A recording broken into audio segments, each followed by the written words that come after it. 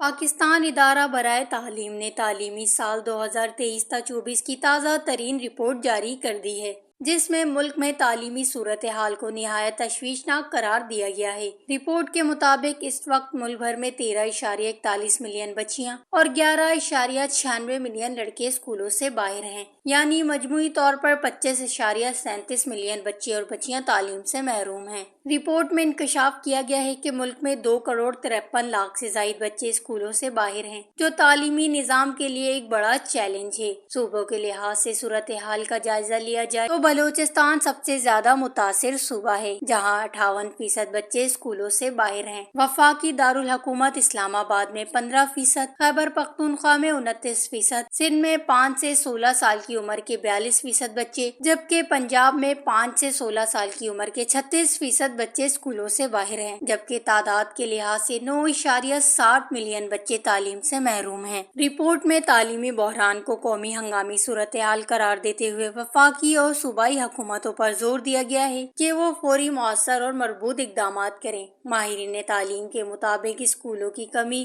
غربت، بچوں کی کم عمری میں شادی اور سہولیات کا فقدان اس بحران کی بڑی وجوہات ہیں۔ وش نیوز